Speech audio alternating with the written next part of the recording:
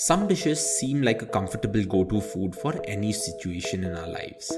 Not only that, food has a lot of roles to play as we grow up. As a child, we just can't get enough of french fries and ice cream. We find solace in our mother's signature dishes when we go out to study or work. Our preferences change as we grow up and as we get more and more chances to explore. So in this episode, let me be your own personal Gandalf and guide you into a world where you have an evolved palate to try and experience a lot of unique cuisines from various places around the world. When you visit a new place, you don't just go there to look at the incredible views and sights. You go there to get a change of place, to get a new perspective on things, and to immerse yourself in a new culture, and food is often an important part of that culture. So here are a few tips before you enter the glorious world of food. Number 1. Start small. Try eating something familiar in a way it is best served in that place. For example, people have different ways of having eggs. So the next time you're in some place new, try eating eggs they serve in a way you have never eaten before, like shakshuka in the Middle East, or the Japanese tamagoyaki, which is a fluffy and bouncy rolled egg.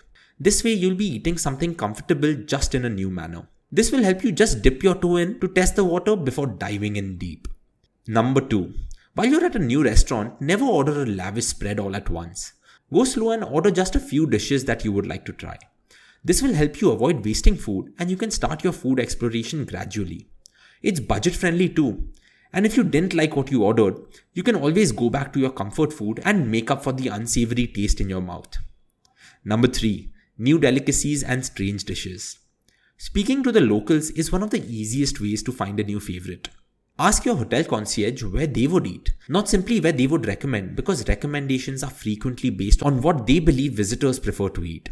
In Thailand, a hotel concierge often thinks that visitors can't handle the spicy food that you get in the country and hence recommend touristy restaurants.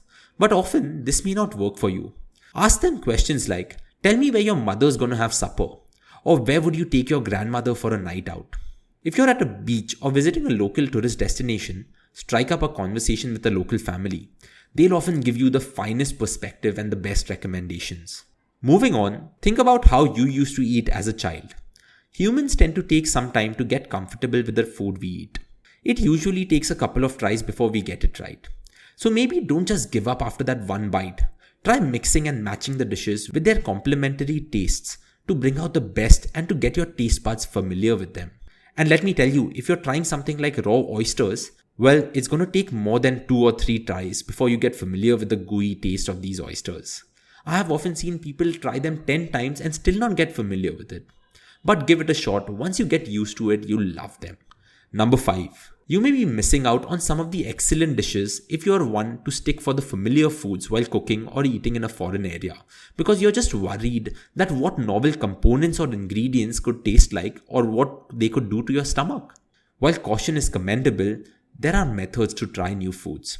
One method is to select a recipe that you're familiar with, but that also includes a new ingredient. Let's say you wanted to try calamari or squid or goat cheese. Now, if you like pizza, you could have a pizza which has one of the toppings that is calamari or goat cheese. These toppings can let you try a new item without eating too much into it. If you're traveling, you're bound to come across something that seems familiar. Give it a shot.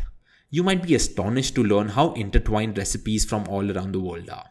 Number 6. This is quite important. Always remember that you could be allergic to a few things. Few certain ingredients that just don't sit right with you. Some among you might be lactose intolerant. Some might be aggressively against spicy food. So don't go down the road that you know is going to lead to a dark path. Always talk to the waiter and inquire about the ingredients and the preparation that goes into making a dish. This will help you know what to expect and what to avoid at all costs. Going to a new nation and sampling new meals and flavors means you'll have a lot of new recipes to attempt in your kitchen when you return. Take advantage of one of the finest aspects of traveling and doing new things. Bring back information and ingredients that you didn't have before. There are so many new cuisines and meals to try in different parts of the world that you can hardly think of. The options are limitless. Why stay in your bubble of comfort food when there is so much to explore and find in this beautiful world of ours, from delicious scoops of gelato or exotic sushi that you might get in Japan? So the next time you step out, always make sure you try at least one native dish of that place so that your food bucket list can be checked off with every vacation you take.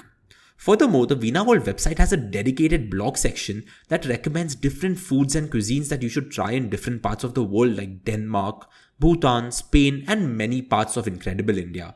So head over to the website and check out these food recommendations and suggestions. Thank you for tuning in to 5-Minute Travel Tips.